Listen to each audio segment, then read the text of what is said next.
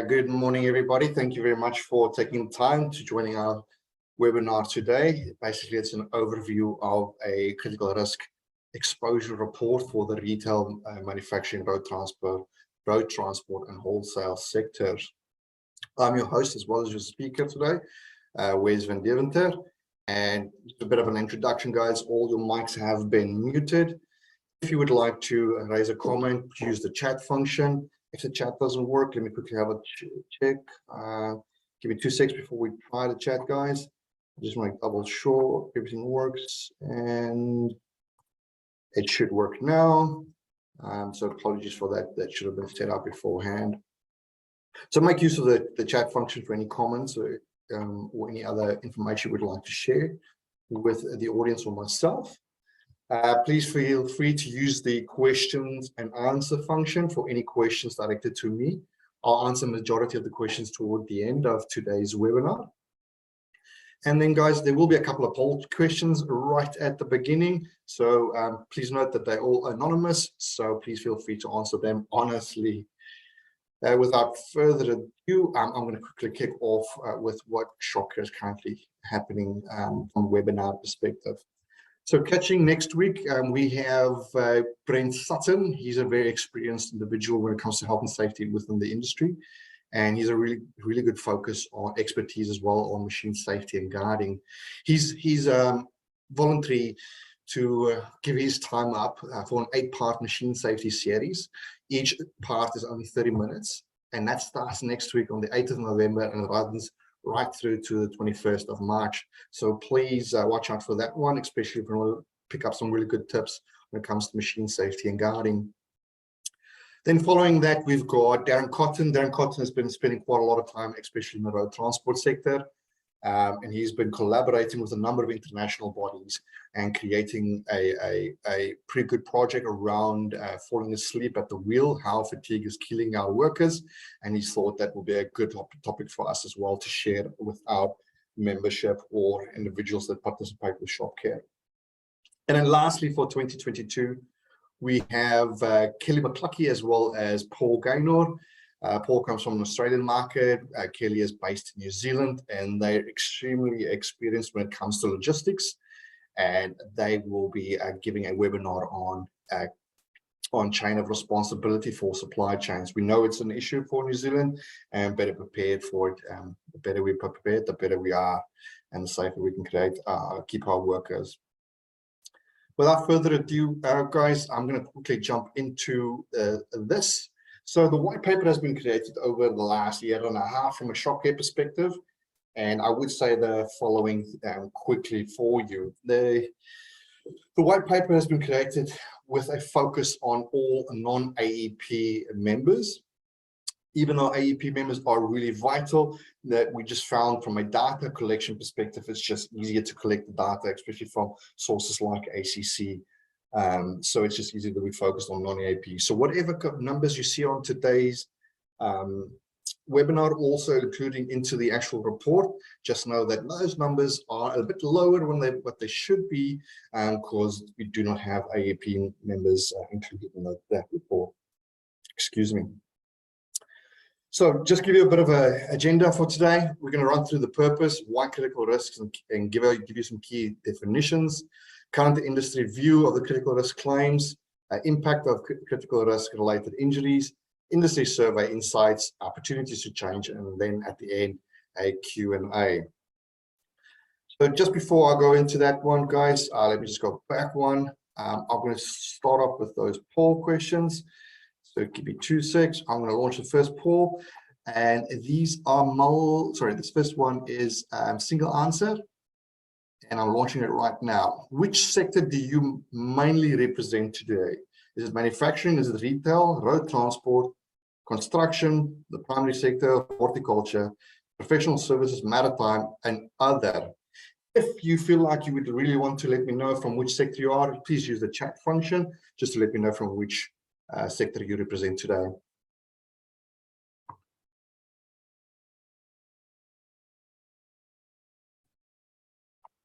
Guys, if you don't mind, I'll be monitoring, or I'll still be here. I'm getting some buffering on my end, So what I'll do is I'll just switch off my video for now, just to help with the process. Good. Excellent. I'll end the poll and share the results. Great. So a good 40-odd% is from manufacturing, 25% from retail, 8% from construction, 70% from horticulture, and 8% from a different sector. Thank you very much for that. Poll question 2, I'm launching it now. This is a multi-answer question, so please select all that applies.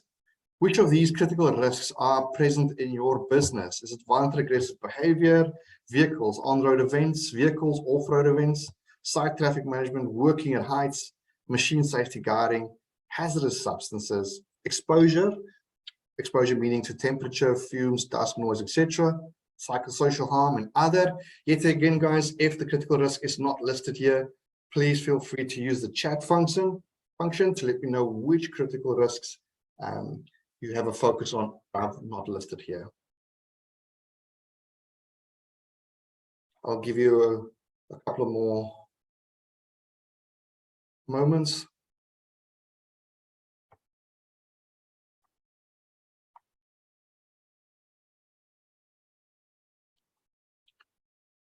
Give you about 5 more seconds or so. Thank you. And I'm sharing the results.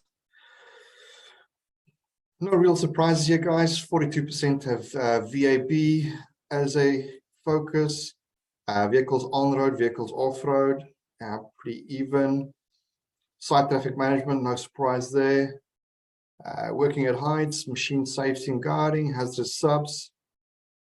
Good. Thank you very much. And second to last poll question, guys. So apologies. I hope they can go quick. This is a pretty straightforward one. And it's a single answer one. Are you part of ACC Accredited Employer Program? Yes or no?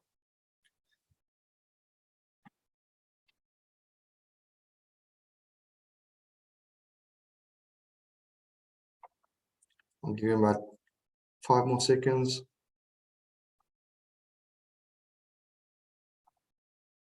Excellent. It looks like a bit of a split between the two.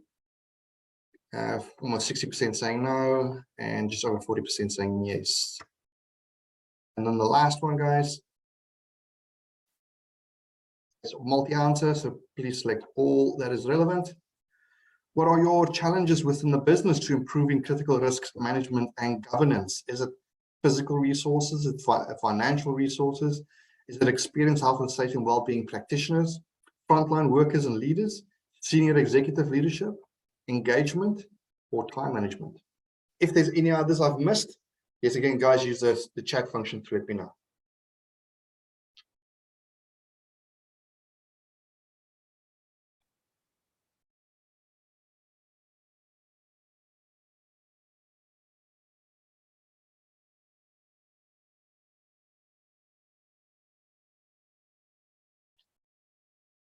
I'll give you a couple of more seconds, to 10 more seconds or so to answer. Excellent. Great. I'll be sharing the result right now. Physical resources, 30%, financial resources, 30%, experienced HSE individuals, 23%, frontline workers and leaders, 38%, senior executive, 38%, engagement, 77%, no surprise there, and time management, 38%. Excellent, no real surprises there, guys. You'll see in a moment why I'm saying that. Thank you very much for that. I really appreciate your participation.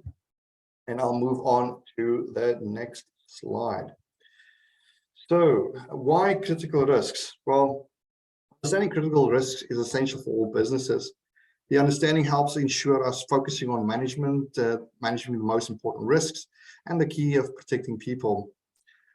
The risks can have the most serious consequences, including cause of loss of life, serious or permanent harm, as well as the financial implications on business and ACC.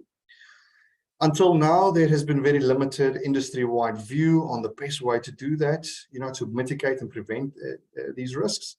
or even what the current critical risks and their impacts are.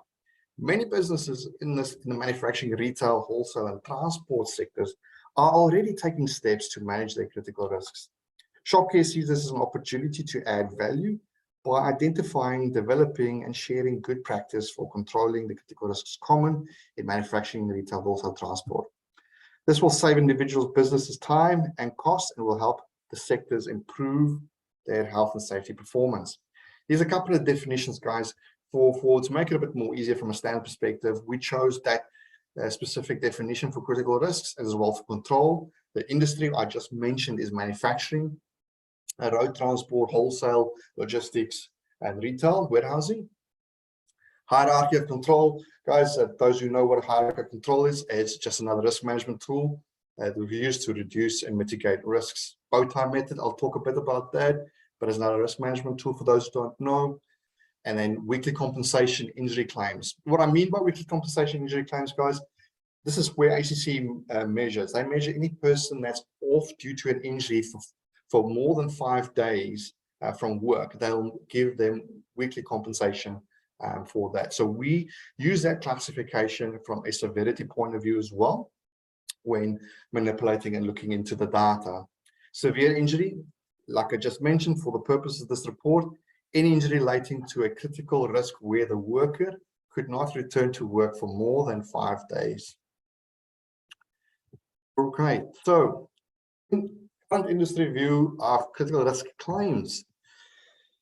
Not all fatalities are in a slow decline, but the road transport sector still has the highest number of fatalities, as well as an average of 188 days off work in 2021 per WC injury claims. So that's what a transport worker requires to rehabilitate if he sustained a critical risk injury severe enough to be off work for more than 5 days. That's the average, 188 days. The figure also points out that the vehicle incidents and other cause has the most fatalities in the sector. But in the year ending March 2021, you can see there's a bit of a decline. Now, most of us can think, you know, that's definitely COVID, but as we know, a lot of us were at home, but the transport, the driver guys, and everybody in transport was still chuckling along. They still delivered because the supply chain couldn't stop because we still need to survive. So a bit of further investigation and research analysis needs to be done around that area to understand what was the possible cause for decline in 2021. You know, was it a bit of a fatigue? Was it impact on COVID, driver safety competency? Was there an influx and chain of responsibility? We don't know, but we need to do a bit more work around that. Over the past 6 years, the increase in injury claims is not simply being driven by an increase in the workforce population.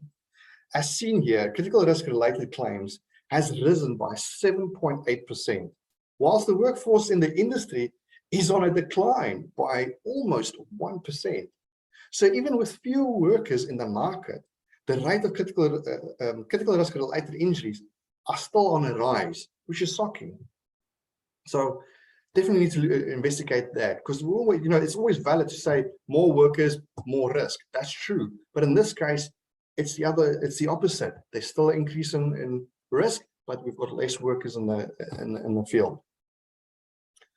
Workers who have sustained a critical risk weekly compensation injury claim, you know, represent about 6% of those claims in manufacturing. So that means 1 in every 16 workers in manufacturing will sustain or have sustained a critical risk injury claim. In retail, it's 18%, so that's 1 in 5. Wholesale, also 17%, that's 1 in 6. Road transport, 17%, that's also 1 in 6. So averages, if you look from 2016 to 2021, you'll see weekly compensation injury claims average around 1,225 just for those sectors. And non-weekly injury claims, remember all these claims, guys, are critical risk related. They do not include musculoskeletal, like manual handling type injuries. These are all critical risk related injuries. So for all non-weekly compensation injury claims, we average about 10,206 claims per annum. That gives us a total of 11,000.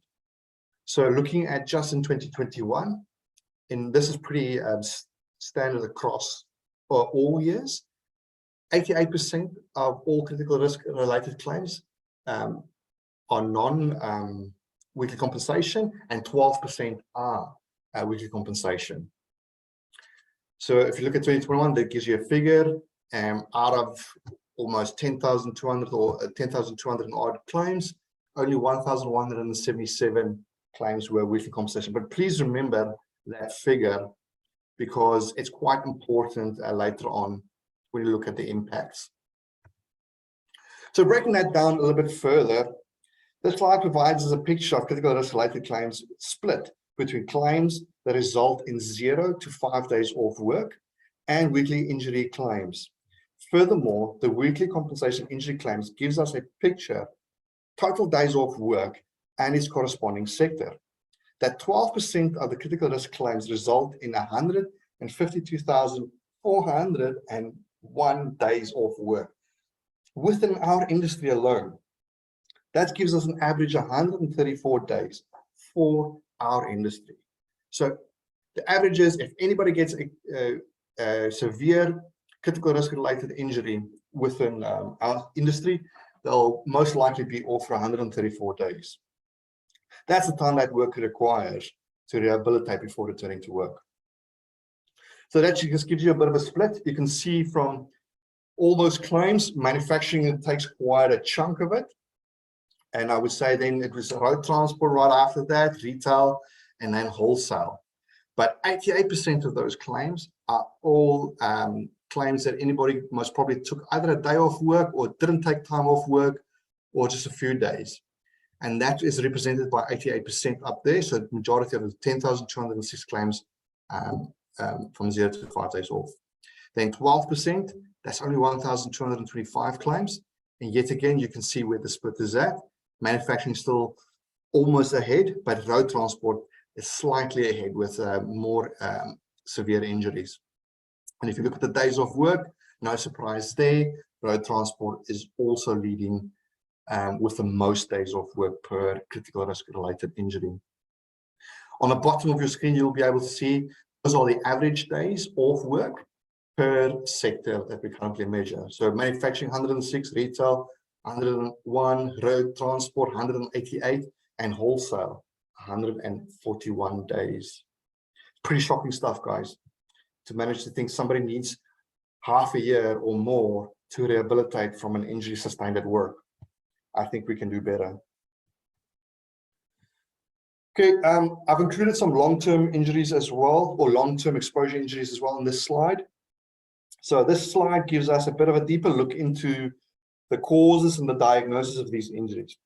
Like I said, I included some of the long-term stuff as well, even though there's not a lot of work going on there, but I feel like it's an area that we definitely need to focus on in the coming years. And I also believe WorkSafe will be focusing on this also for the coming years when it comes to long-term exposure.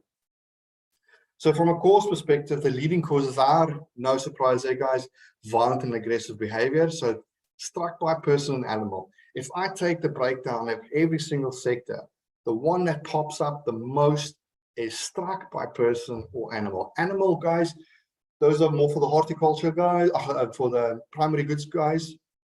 I just, from a standardization point of view, I just left the word animal in there. But for our sectors, it's mainly struck by person. So violent and aggressive behavior. 573 of those claims, that's 39% of those claims.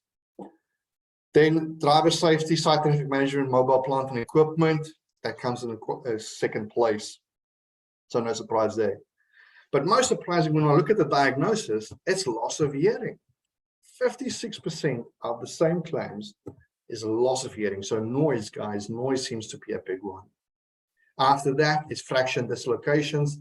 After that, it would be foreign body in the eye, amputations as well, and burns, of course. Interesting stuff. I'll leave that slide up for you for a couple of seconds more before I carry on, to give you a good idea of what we're looking at from an industry perspective. Okay, What does the impact of these critical risk related injuries look like? So from a financial impact, and this is 2 ACC guys, this graph indicates that there is about a 10% increase in cost to cover these injuries, and an average of 78% of the total cost are all related to weekly compensation injury claims. So remember that little 12% I mentioned a little bit earlier on, that only 1,225 claims versus the 10,000 claims. So those claims represent 78% of the cost to ACC. So if you look at, let's take just 2021, for example, out of the 35.9 million that was spent, 80% belongs to that small number. The big number, the small financial amount is that covers the vast majority of those critical risk related injuries. So that's when it comes to severe injuries, how much they cost to ACC. But we're going to go a bit further. So the average spend 2016 to 2021, 34 million on average is 100%. 78% is 26.9 million. And that is all for the severe ones. Those who are either off for 5 days or more. And 7.8 million covers all the other rest. So this is where it comes in. And this could be due to a lot of factors, guys. It could be due to injury management. It could be due to the severity of the injury. It's quite a lot of factors, but that number is quite shocking and it's quite large. Now, financial impact to ACC, just a bit of a breakdown. So looking at this, one of the things that stand out, even though it's road transport, has the most, has a lot of injuries, has less injuries than manufacturing, my apologies. The costs associated to road transport, severe injuries, are way more expensive. So I don't know if you guys remember, but if you remember that split when it comes to critical risk related injuries, manufacturing was leading the way from an injury perspective. And second or third was road transport. But when it comes to the actual cost of managing those claims, road transport injuries are so far by leading that by far with 11.6 million from that 26 million. And that's on average, guys. This is not the 21 figure, but that's on average for the last 6 years. From a non-weekly compensation injury claims, it looks a bit different. Manufacturing is taking the lead there. So anything from 0 to 5 days, people being off work, they take the majority share there when it comes to managing those injuries. The financial impacts to business, guys. In terms of wages, productivity, and etc. Now, unfortunately, I have very limited data on this, but what I do have indicates that these numbers are at the low end, and thus we suspect that these numbers are far higher than imagined, and some work that needs to be done. You know, especially from a cost to the full burden of harm. You know, the true cost of harm. I feel like that value to business, will be much higher, and if we can, well, I'm going to speak about that a little bit later on, but if we can calculate the true cost of harm, I feel like the investment for preventative measures for each business will be greater. They're more inclined to lean in once they see that. But of a bit of a breakdown here that you can see that manufacturing on average, in 2021, it cost business sector 6.6 million to manage their injuries. Road transport 7.4 million. Retail 4.5 million, and then lastly wholesale 4.2 million. That's a whopping 24 million for our industry. This is what we pay, guys, to manage our industries. Yet again, remember, this is not AAP members. These are all non-AAP members. So if you add AAP members, this cost will be much, much higher. So in total, the financial impact to New Zealand, ACC plus business, is a whopping 51.3 million, guys. That's what it cost us for our industry to manage these critical risk-related injuries.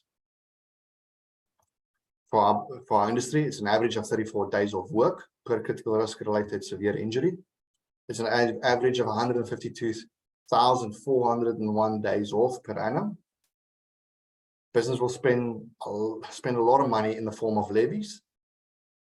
This also does not include any indirect costs to business, like injury rehab management, lost productivity time, any short or long-term well-being implications. Once we start adding these things in, I'm pretty sure that number won't be 51, but potentially be more in the closer to the 100 or 100 plus million.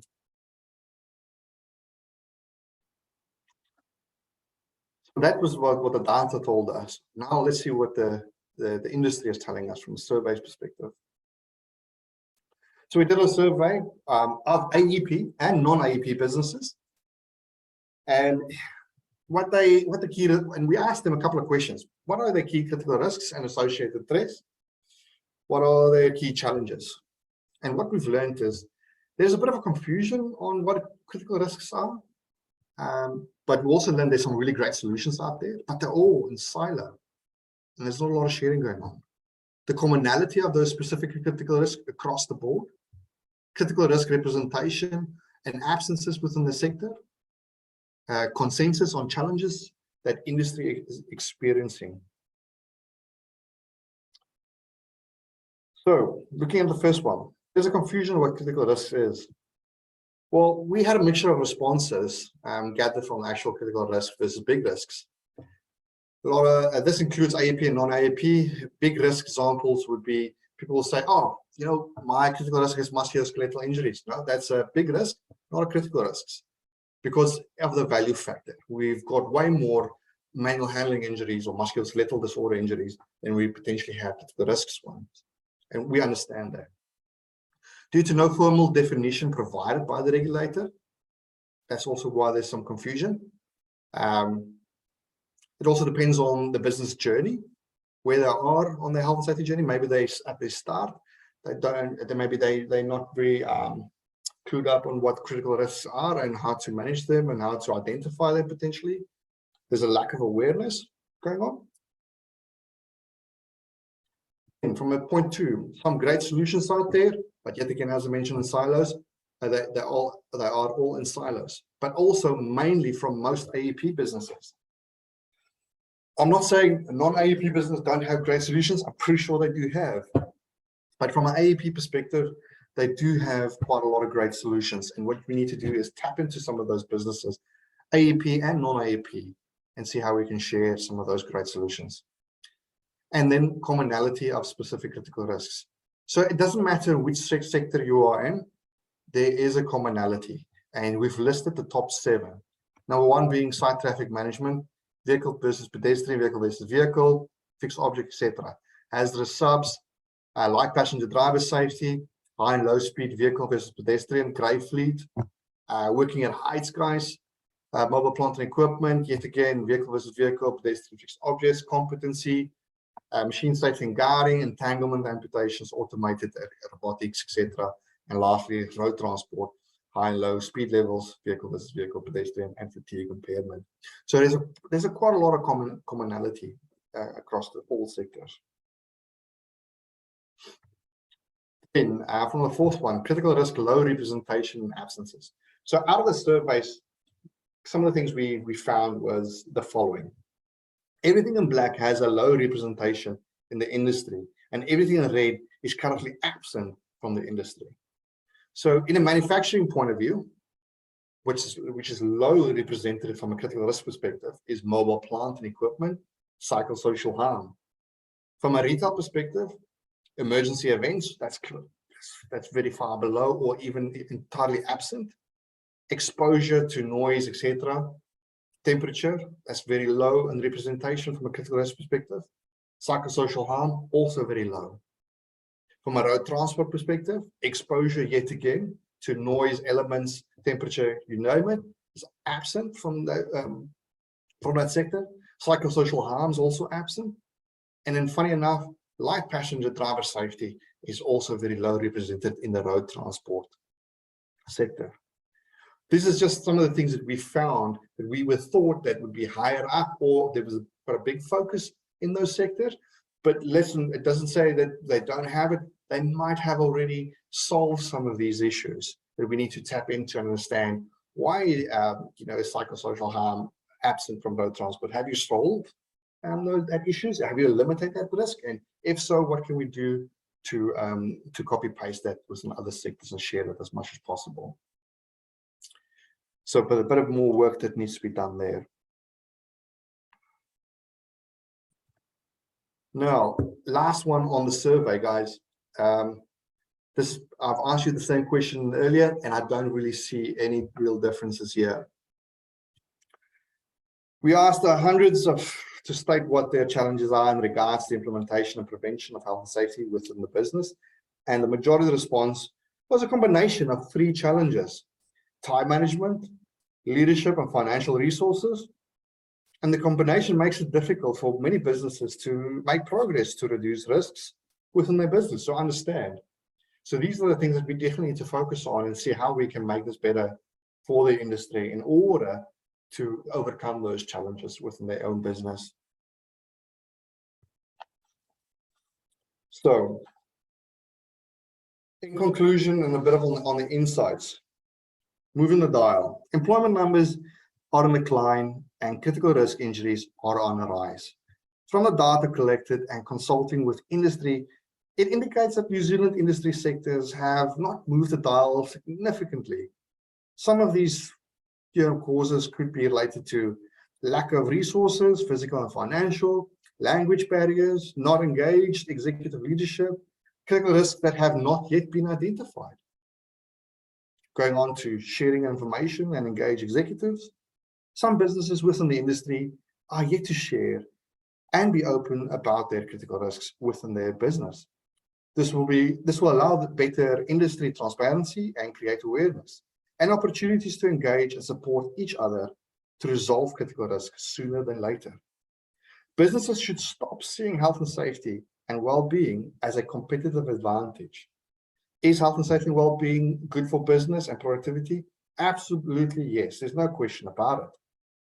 The power of engaged executive leadership combined with passionate HSW practitioners and workers are striving to reduce risk overall to the worker and business is what will make New Zealand a safer place for all.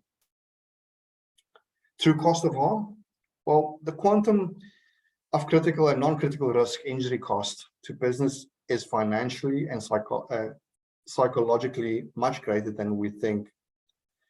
ShopCare Us is in partnership with industry and will be determining the true cost of harm. Visibly, the true cost of harm must have an impact on how the leadership of businesses view health and safety and well-being. This visibility should drive an increase in engagement of preventative sharing strategies, as well as initiatives that reduce risks. By reducing these risks, guys, and injuries, we as New Zealand businesses will also play a part in reducing the cost, not just to the business, but also to ACC. This will free up more funds from ACC to spend on other areas, for example, prevention, that are also critical to all New Zealanders. And then lastly, from a conclusion point of view, guys, is long-term harm. What is clear from our findings is that future investigations into critical risk nature of long-term exposure to workers is vital. An example of this would be road transport drivers, serious injury health-related risks due to being exposed to vehicle fumes and or vibrations over long periods of time. This will be a focus point, not just for us, but also for WorkSafe and the industry in the coming years. So from an opportunities change point of view, guys, we use a bit of an intervention logic. And I'll quickly explain it to you. We go through the same process of problem, cause, response, outputs, and outcomes.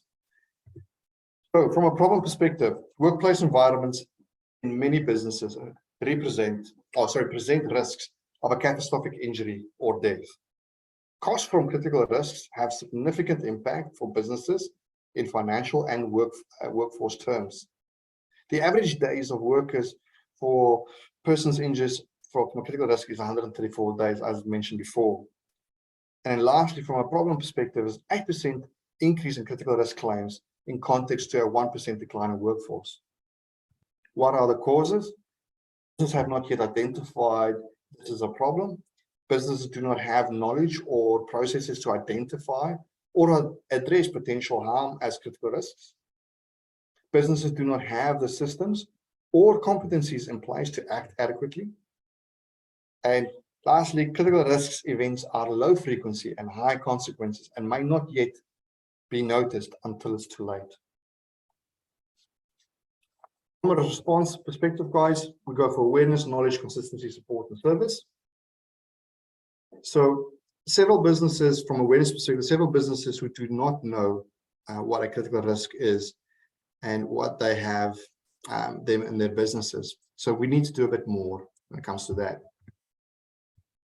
Knowledge and skills actions, guidance and advice in the workshop. We produce collaborations with businesses to produce guidance documents and hosting of webinars and sharing sessions to share skills and knowledge. Consistency, tools and standards that have been created and other relevant standards, etc., from reputable organizations are shared with the community to raise the bar and ensure consistency. So these are the likes of WorkSafe, Chazans, etc.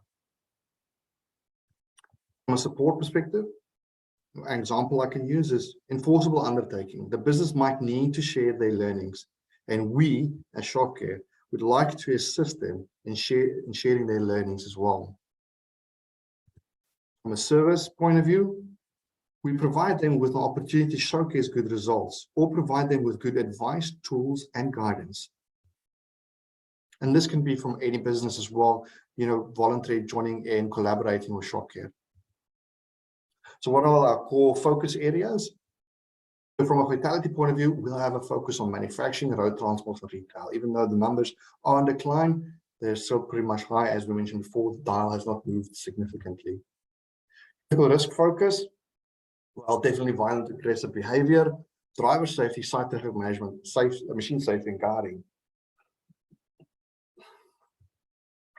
Injury prevention, well, these are the things that we will be looking at. So definitely controls, what we can put out there, what other resources we can help the industry with. We're going to engage and try to increase our reach as much as possible to get more people to raise that standard from a prevention point of view. We have a dedicated working group in the near future, just looking at the leadership aspect and how we can get engaged leaders when it comes to health and safety. We'll be working closely with very senior leaders, including other associations like the Business Leaders Health and Safety Forum. And then lastly, discovery. We'll do a lot of discovery work on prevention and see what we can prevent before we actually think it's actual risk. And then lastly, injury management. This plays a big role for us as well, especially from a musculoskeletal disorder as well as to try to reduce some of that time that a worker is off due to a severe critical risk injury. And that will be to things like provide resources on injury management, early notification, and including musculoskeletal prevention strategies and competencies. Then ShopCare, we will also continue to collect information from a diverse cross-section of the industry on what they consider to be their critical risks. Why? Well, to collaborate with industry to increase the data set and sharing sessions. Sorry, guys. We are also gathering information on health and safety data about businesses and how they are managing their critical risks. This is done by requesting businesses to share their data and critical risk controls with ShopCare via providing information or attending one of our critical risks sharing sessions. This is an engaged way for the industry to come together at an arranged time and share their relevant experiences. We'll also develop case studies to share proven practice, and we'll also create an industry bow ties for each critical risk. So we've been working on that, and that's also coming. I'll talk about that a little bit later on. And we'll also deliver guidance and appropriate controls. So one of the things I mentioned a little bit earlier on, one of our work stream also includes the calculating of a true cost of harm. Now, a true cost of harm is very difficult. It's not just the physical, but the psychological and the financial.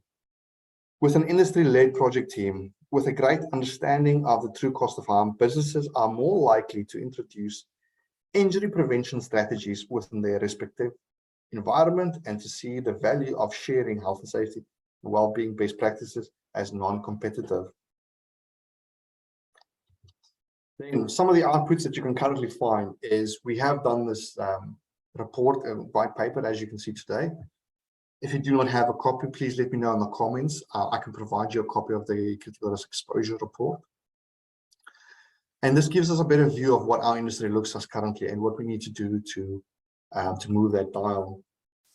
We are hosting a whole heap of sharing sessions. This is more what you call a round table. Groups of businesses and individuals come together and share their experiences, solutions, and their impacts on critical risks. This has helped quite a lot of businesses over the last year or so of these sharing sessions that we've hosted. We've also been hosting a whole string of webinars, and a lot of them has been on critical risk as well as critical risk management and governance. And we've seen hundreds of individuals going through those webinars, from skilled and experienced speakers. Awareness, we try to raise awareness on critical risk as much as we can, even though there's no formal definition from the regulator. We keep on striving to raise awareness around critical risks. Resources, we have a whole heap of resources on hierarchies of controls.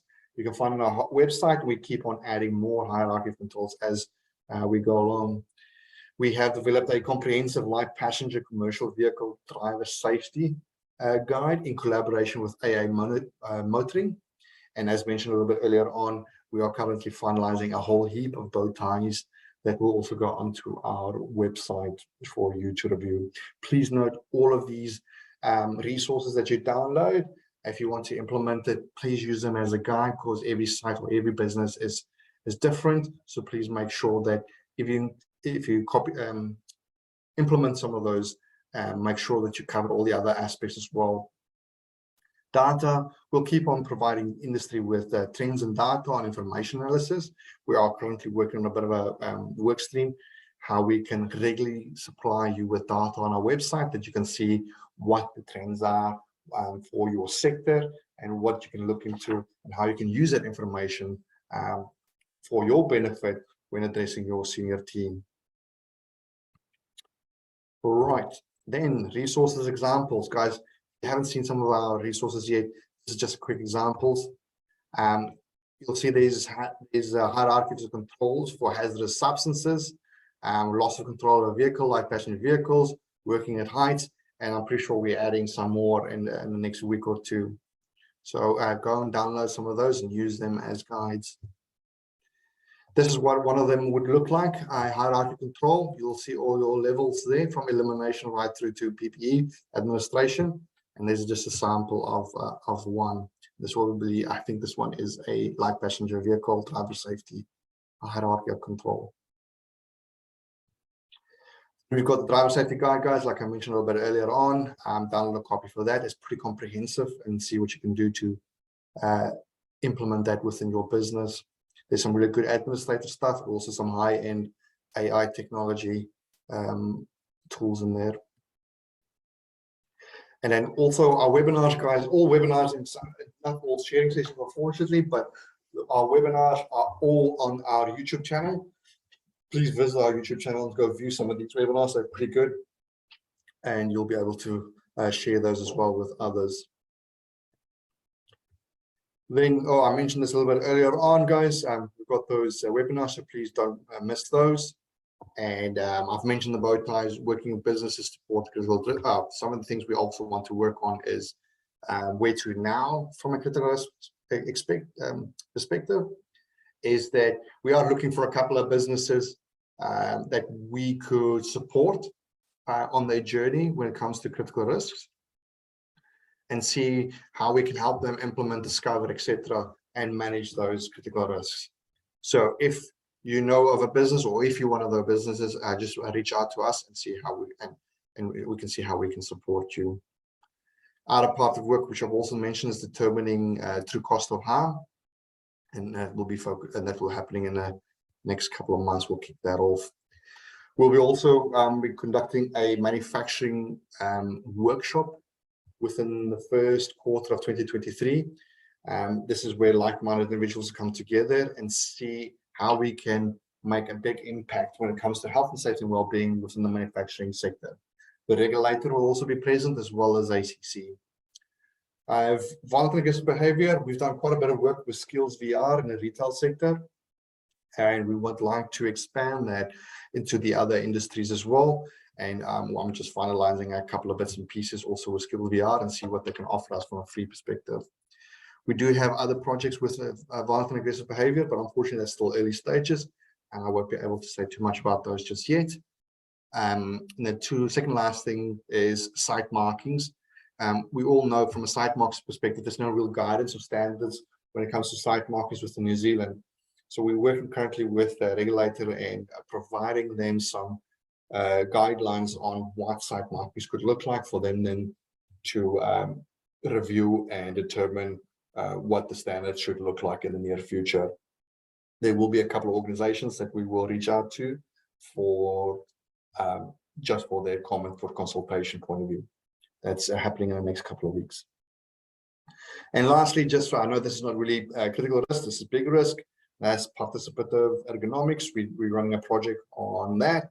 That's mainly manual handling, guys, injury management, early notification of discomfort, etc., that type of work.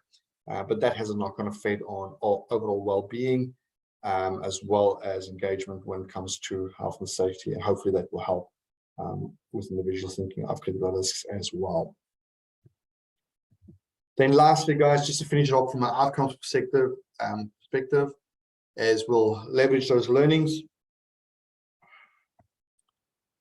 improve performance in individual businesses, improve consistency and standards across supply chain, wider understanding of what critical risks is and actions, increased uptake of actions in non-critical risk areas with a high impact, example, musculoskeletal injuries, disorders, like I just mentioned earlier on, participant ergonomics, worker participation, safety systems management, and leadership.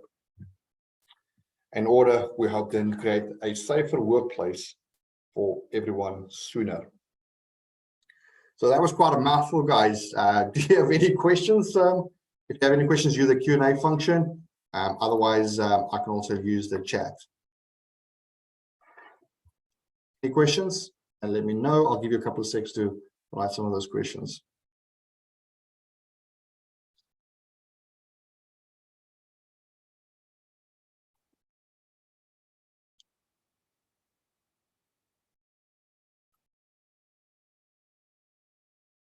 Shirley, I'll give you a copy. David, I'll send you a copy as well.